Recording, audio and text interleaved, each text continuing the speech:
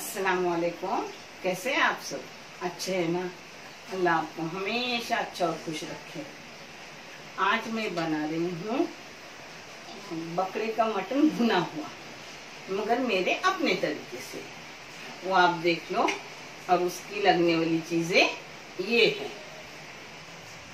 ये 700 ग्राम गोश्त है बकरे का, हाँ, जिसके लिए एक टमाटर है बड़ा, 2 बड़े प्याज काटे हुए। और ये मसाला मेरा किया हुआ रहता है। इसमें क्या क्या होता है मैं बता रही हूँ। अदरक, लहसुन, धनिया, जीरा, गरम मसाला, सब कोतंबीर और पुदीना, और अपना कड़ी पत्ता भी रहता है। ये सब रहता है, पिसा हुआ रहता है, जो मैं वैसे ही ले रही हूँ। एक एक चाय की चम्मच सब मसाले से समझो इसमें है, हर तरह के। और ये लाल मिर्ची पाउडर है, और ये हल्दी पाउडर है, और नमक थोड़ा सा उबले हुए गोश्त में गया है। गोश्त को मैंने इसमें से, ये देखो, इसमें से मैंने गोश्त को थोड़ा सा मसाला डाला, 1 चाय की चम्मच पानी थोड़ा डाला, और नमक डाला, और 3 सीटियां ली। 3 सीटियों में हो गया। और अगर बकरा बहुत बड़ा हो तो 4-5 सीटी लगती है, मगर 3 सीटी में हो गए, क्योंकि जब मैं भुना कर लेती हूँ, यानी भुनने को आसानी पड़ती है। नहीं तो मैं ऐसा टोप में पकाती हूँ हमेशा। अब इसमें पहले अपना प्याज काटा हुआ जाएगा।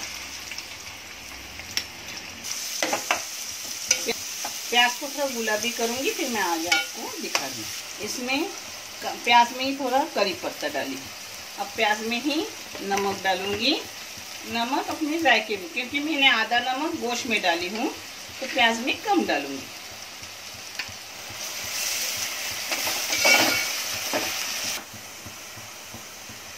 प्याज के ये कलर आने के बाद अपना सब मसाले डालने के, यानी मसाले भुने जाते हैं इसमें, बाद में टमाटर डालने का।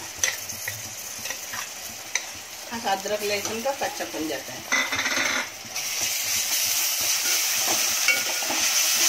अब इसमें हल्दी पाउडर डालूंगी, चाय की पाव चम्मच। हाँ, इसमें हरी मिर्ची भी पीसी हुई रहती है। और इसमें 1 चम्मच जाएंगी कश्मीरी लाल मिर्ची पाउडर। इसको तीखापन की जरूरत नहीं, क्योंकि गरम मसाला भी डाला हुआ है और हरी मिर्ची भी डाली हुई है। अब दूसरी बार इंशाल्लाह बनाऊंगी ना, तो मसाले के साथ दिखाऊंगी। और आज मेरे पास दही नहीं है डालने, नहीं तो इसमें 2 टेबल स्पून दही भी जाता है। हाँ, तो मैंने टमाटर बड़ा ली हूँ, नहीं तो छोटा टमाटर लगता है। अब इसमें टमाटर जाएगा।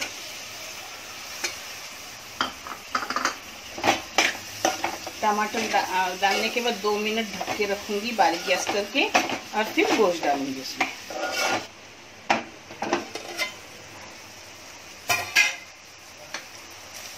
दो मिनट उसको ढक के रखी। अब इसमें अपना उबला हुआ गोश्त जाएगा। गोश्त में भी इसमें से थोड़ा मसाला भी डाली थी, नमक भी डाला था इसी मसाले में से। पता है, कोई चीज ना हो तो भी अपनी वो चीज बनती है। अब आज मेरे पास दही नहीं, मगर मैं बना रही हूँ। बाहर से दही अभी मिलेगा नहीं, क्योंकि सैटरडे संडे को नहीं मिलता कुछ।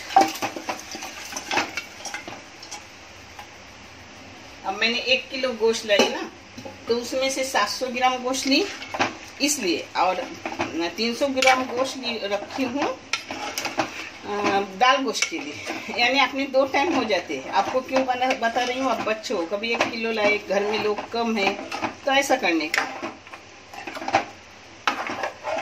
अपना 2 वक्त का हो जाता है। अब इसमें पानी थोड़ा सा डालूंगी, पकते रखूंगी थोड़ा, क्योंकि मैंने उतना एकदम नहीं पकाई इसमें, क्योंकि इसका भी टेस्ट आना चाहिए ना, मसाले का अंदर घुसना चाहिए। और फिर उसको भूनूंगी अच्छे से, यानी अपना भुना गोश्त हो जाएगा। हाँ, अब इसको ढक के 5 मिनट रखूंगी, फिर देखूंगी। अभी मैंने फास्ट गैस रखी हूँ। देखो, अपना भुना गोश्त अब सूख गया।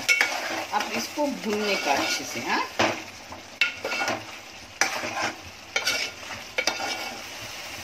मैंने इसे अभी 10 मिनट भूनी। जब पानी सब सूखा तो 10 मिनट भून और थोड़ा भूनूंगी। आपको जितना चाहे उतना भूनो, मगर खाने में बहुत अच्छा लगता है। आप करो और कमेंट करके बताओ कि आपका कैसा हुआ गोश्त। अब इसको कोतंबीर मारूंगी। अगर हो तो हरा धनिया मारो, नहीं तो ज़रूरत नहीं, क्योंकि अंदर पीस के डाला हुआ है। ऐसा जो भी करो। इसके साथ चावल की रोटी की हूँ, चावल की पूड़ियाँ की हूँ। आज सैटरडे तो बच्चे अच्छे से खाएंगे मेरे हाथ का, करते वो भी। उनको दैनिक काम ज़्यादा रहता है ना ऑफिस का, तो जितना मुझसे हो सकता है मैं उनको आने की कोशिश करती हूँ।